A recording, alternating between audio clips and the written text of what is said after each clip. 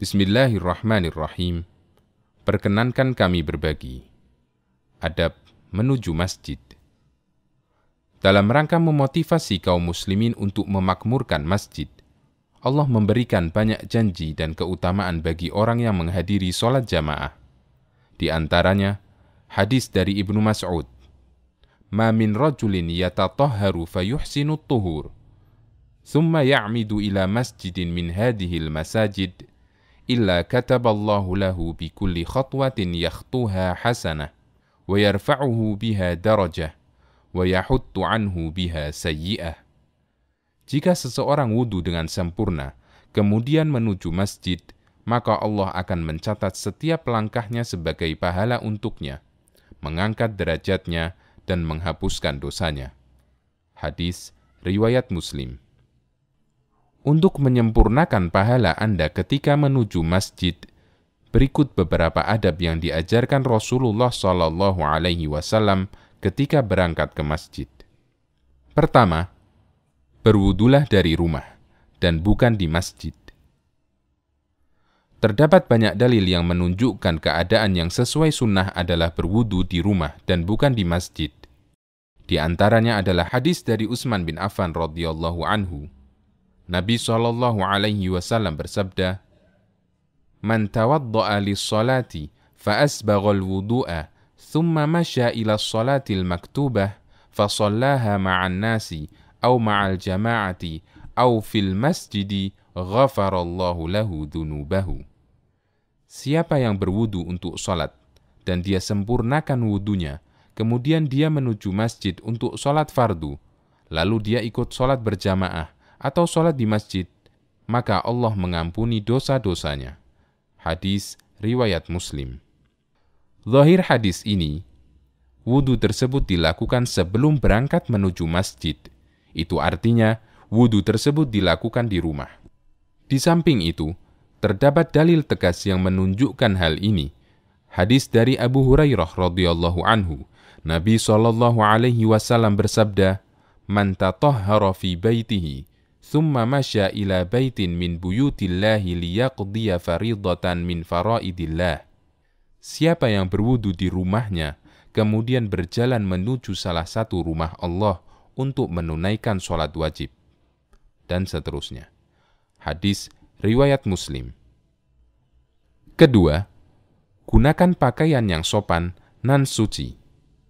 Allah berfirman yang artinya, "Ya bani Adamah, khudhu zinatakum inda kulli masjidin." Wahai Bani Adam, gunakanlah perhiasan kalian setiap kali menuju masjid. Quran Surat Al-A'raf ayat 31.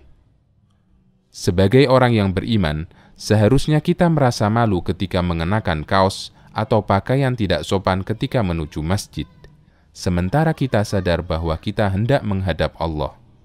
Ketiga, bacalah doa ketika keluar rumah. Di antara doa yang disyariatkan adalah Bismillahi tawakkaltu 'alallahi la haula wa la quwwata illa billah. Dengan nama Allah, aku bertawakal kepada Allah. Tiada daya dan kekuatan kecuali dengan Allah. Membaca doa ini ketika keluar rumah memiliki keutamaan besar. Sebagaimana disebutkan dalam hadis Anas bin Malik radhiyallahu anhu, bahwa Nabi SAW bersabda, apabila ada orang yang keluar dari rumahnya, kemudian dia membaca doa di atas, dikatakan kepadanya, kamu diberi petunjuk, kamu dicukupi, dan kamu dilindungi. Maka setan-setan pun berteriak. Kemudian ada salah satu setan yang berkata kepada lainnya, bagaimana kalian bisa menggoda orang yang sudah diberi petunjuk, dicukupi, dan dilindungi? Hadis riwayat Abu Dawud, Turmudi, dan disahihkan oleh Al-Albani. Doa ini sangat ringkas, mudah dibaca, namun keutamaannya besar. Tidak dijumpai riwayat yang menganjurkan mengangkat tangan ketika membaca doa ini. Keempat, gunakanlah sandal atau alas kaki lainnya dengan mendahulukan kaki kanan. Dari Aisyah radhiyallahu anha, beliau mengatakan, "Kana an-nabiyyu sallallahu alaihi wasallam yu'jibuhu at-tayammun fi tana'ulihi wa tarajjulihi wa tuhurihi wa fi sya'nihi kullihi." Nabi SAW suka mendahulukan yang kanan ketika memakai sandal, menyisir rambut, bersuci, dan yang lainnya. Hadis riwayat Bukhari, Ahmad, dan yang lainnya. Kelima, berjalanlah menuju masjid dengan tenang. Dari Abu Hurairah radhiyallahu anhu, Nabi SAW bersabda, "Idza sami'tumul iqamata famshu ila sholati wa 'alaikum bis sakinati wal waqar wa la tusri'u." Apabila kalian mendengar iqamah, berjalanlah menuju salat dan kalian harus tenang dan jangan buru-buru. Hadis riwayat Bukhari dan Muslim. Di samping itu, dengan berjalan tenang, kita akan mendapatkan banyak pahala, karena setiap langkah kaki kita dicatat sebagai pahala dan menghapus dosa. Di antara hikmah larangan terburu-buru ketika sholat, agar kita tidak ngos-ngosan ketika melaksanakan sholat. Nafas tersengal-sengal ketika sholat bisa menyebabkan sholat kita menjadi sangat terganggu. Keenam, membaca doa ketika menuju masjid.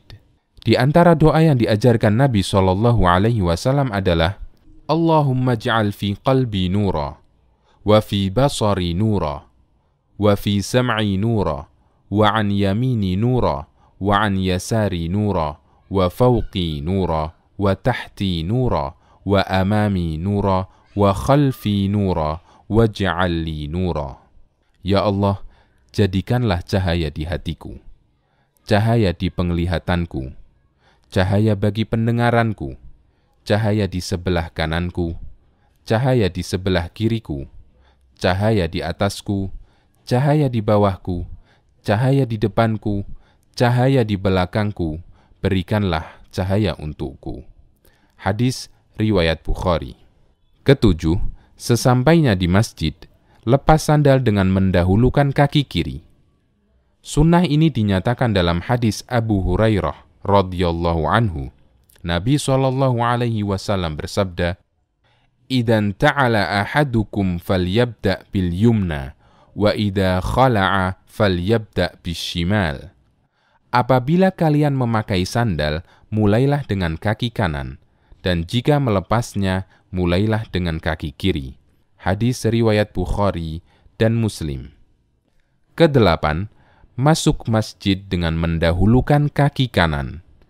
Dari Aisyah radhiyallahu anha, beliau mengatakan, Nabi SAW suka mendahulukan yang kanan ketika memakai sandal, menyisir rambut, bersuci, dan yang lainnya. Hadis riwayat Bukhari, Ahmad, dan yang lainnya. Para ulama mengatakan, semua kegiatan yang baik dianjurkan mendahulukan bagian tubuh yang kanan. Termasuk dalam hal ini adalah mendahulukan kaki kanan ketika masuk masjid.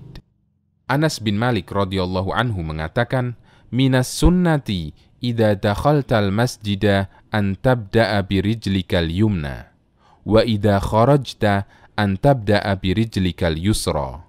Termasuk ajaran Nabi SAW, ketika Anda masuk masjid, Anda mendahulukan kaki kanan, dan ketika keluar, Anda mendahulukan kaki kiri. Hadis riwayat Hakim, beliau sahihkan dan disetujui Ad-Dhahabi. Kesembilan, berdoalah ketika masuk masjid. Ada banyak doa yang diajarkan Nabi SAW. Dan sekali lagi, sikap yang tepat adalah diamalkan semuanya. Berikut beberapa doa ketika masuk masjid. Bismillahi wassalatu wassalamu ala rasulillah. Bismillah, sholawat dan salam untuk Rasulullah. Hadis riwayat Ibnu Sunni, Abu Dawud, dan disahihkan oleh Al-Albani. Allahumma ftahli abwaba rahmatik.